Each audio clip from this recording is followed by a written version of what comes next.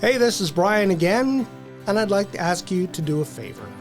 We can't do this work without people like you, so if you can, please like, share, subscribe, tell your friends about Bring Back the Porch.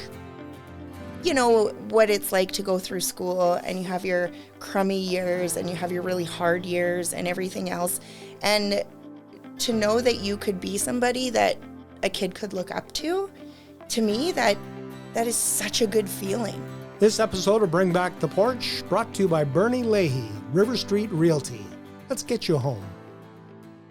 All right, welcome to Bring Back the Porch. I'm here with Jamie Droeske, head of SACA Kickboxing. And so my first question for you is, how did you even get into kick? Is it a long, since you're a child type thing? No, not at all. Okay. So I just did a podcast the other week, and that was a question, why? How did you get involved in this? And I had to think about it because I spent a ton of years racing BMX. That was my childhood sport. And both my brother and I were in it. My parents ran the track when it was down in King Cooley for many, many years. And then, you move on. And then I had nothing for a number of years. And I was never into volleyball or basketball or any of those organized sports. Tried out for badminton one time and it was traumatizing, and I never tried out for another school sport again. So then mid-20s, I was dating somebody and they were involved in kickboxing. And so then I got involved in kickboxing. Things went south there. I stayed, he left, and the rest is history. Yeah, it seems like it caught more on because of MMA, UFC and stuff like that. But it felt like when I was younger, it was just like karate. That's all you knew about. Yep. Karate, taekwondo. Yeah, that was it. And so what would you say to somebody who doesn't know, what's the main difference between kickboxing? So karate and taekwondo, they do a lot of the katas and the standing and punching in the air and point sparring. Mm-hmm. Where kickboxing, it's more combat. Yeah. More contact.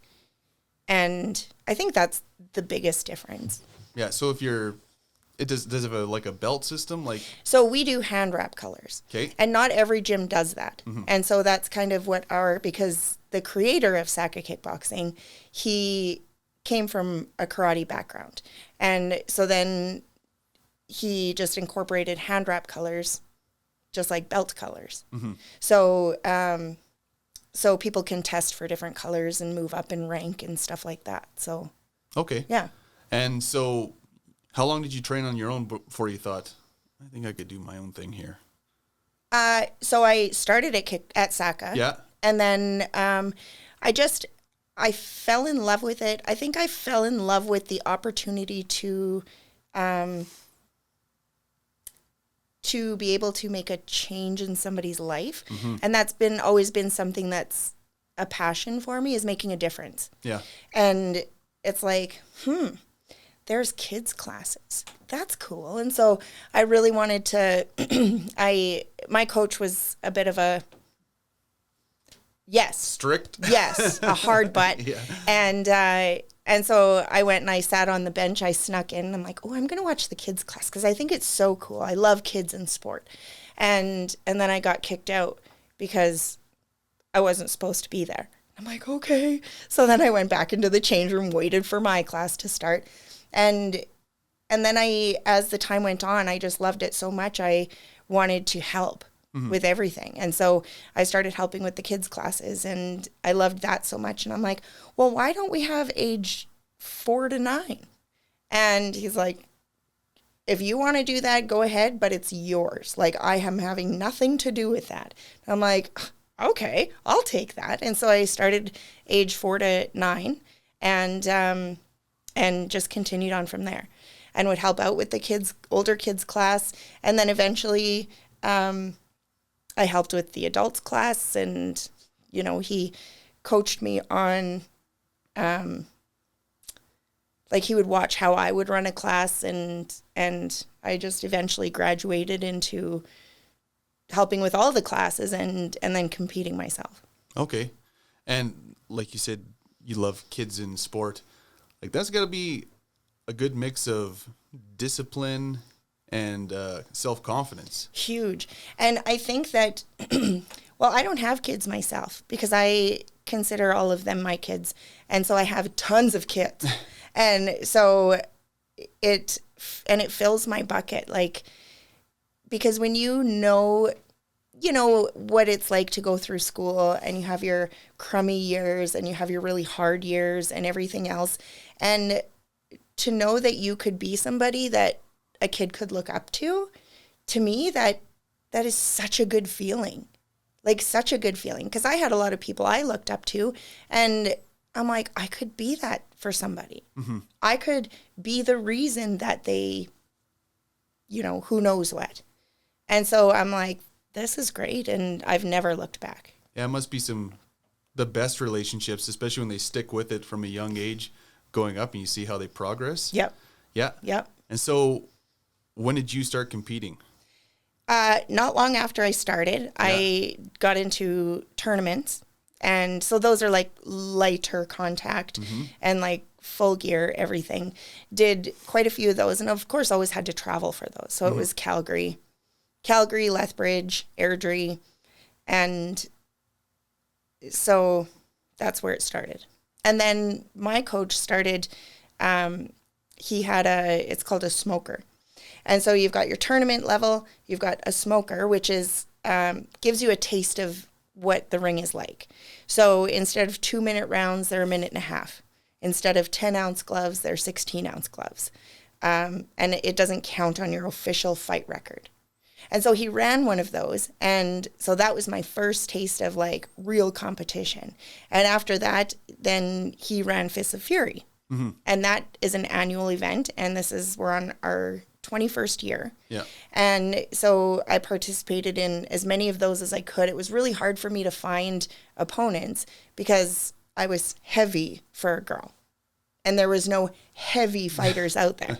And so I would have fought like monthly if I could have. But I was lucky if I got like a match a year. Oh, really? Mm-hmm.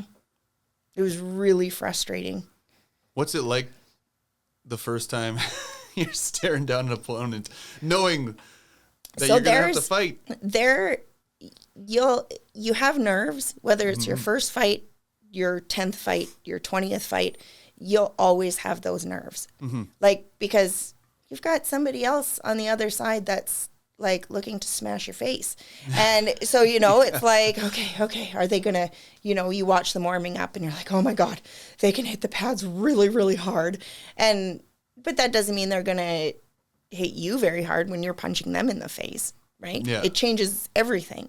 And so you just get used to that feeling. Mm-hmm. Like there wasn't a match where I didn't have like my stomach turning, felt like I had to run to the bathroom every 5 minutes, tingles in my hands, lightheaded every once in a while. Like it's every single time. Like the first time you're sparring or in a match, the first time you get hit really hard in the face or anywhere, and maybe it's not as bad as you thought it might have ever been. You're just like, okay then. Yeah. Well, and I think the first time, and this happens for most beginners are scarier than experienced people because beginners don't know how to control that emotion of when you take a hard shot and you're like, oh yeah, you want to go? And then you ramp it up and then they ramp it up and you ramp it up and then it gets a little crazy, right? So then eventually you learn. Yeah, okay, well, I'm telling you. And then eventually you learn how to control it. Mm-hmm. The discipline. Yeah, that's right. The discipline and on how to kind of match their power and be able to bring it down when you need to. Yeah. Or be able to say, hey, like, let's lighten it up. Like, we're getting carried away here. Yeah, gotcha. And how many of the students participate in a Fist of Fury? Is it all SAC students or is it all over? So I try and get all of my fighters. So the ones that are ready, you think, right? Like there is about 5% of my students that compete. Okay. super small amount. Yeah. And so I always try to get them on Fists of Fury. This year we have 9. That's a good year. And so that's all adults. Yeah. Well, there's 116 and 117, but the rest are adults. And so our kid competitive group is fairly big right now. I'd say probably 10 to 15. So, but they don't do fights like Fists of Fury fights. Yeah. Not yet. It's too soon. Not yet. And how far away do people travel from to compete? So the furthest is Winnipeg. Oh? Yep.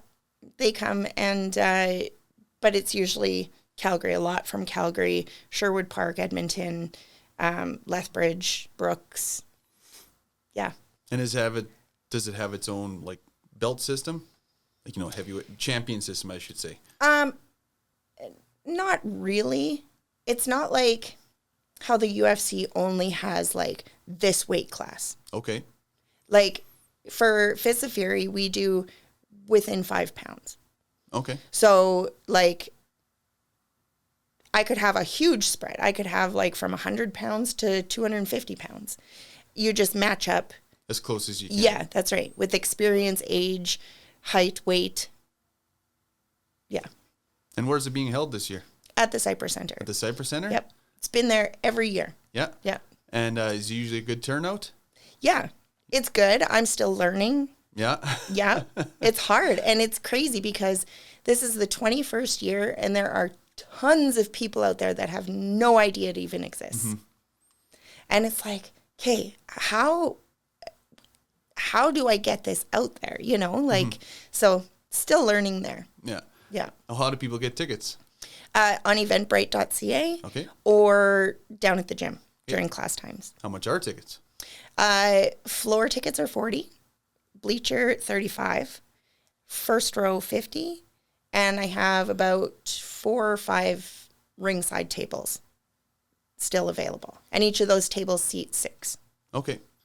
And how many fights can people expect to watch? I try to book about 12. Oh. 12, 13, but then you always get injuries. Okay. Training is hard. Yeah. And so then you get injuries. You try to find them a last minute match. It doesn't always work out. Which super, super sucks. I've been on the end of you've trained for like 2 months straight, like hard training.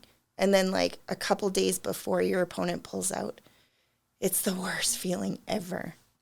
Is it harder to train leading up to a fight then than just regular training?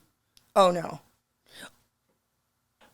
Okay, so this is my experience, and it's a lot of experience for a lot of people, is that when you have a fight booked, it's like a switch goes off. It's like, I need to eat clean. I need to do this training. I need to run 3 days a week. I need to get in the gym 5-6 days a week. And like, you can just lock in. Mm-hmm.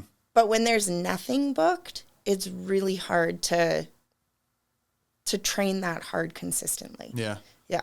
That makes sense. Like, really hard. Because I'm, especially with diet.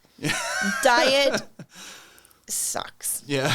Yeah. Well, especially coming up to a fight. Yeah. You'd have to be sure of a very strict diet all That's the time. right, because you have to be within what you agreed upon, what you right? agreed upon Yeah. being in. And it's not hard to shift over 5 pounds, Oh, big time. Yeah. So you probably have to be pretty careful. Yeah.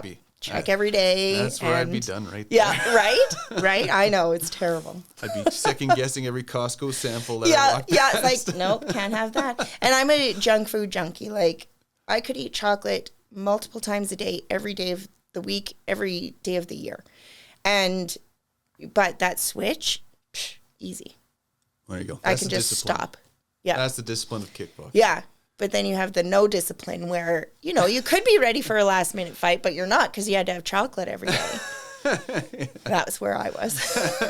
That's where I always am. Yes, exactly. All right. Well, everybody make sure to check out Fists of Fury. That's right. April 25th? April 25th. I got the day right. Yeah. Still tickets available, so thanks for coming in, Jamie. Yeah, absolutely. Thanks for having me.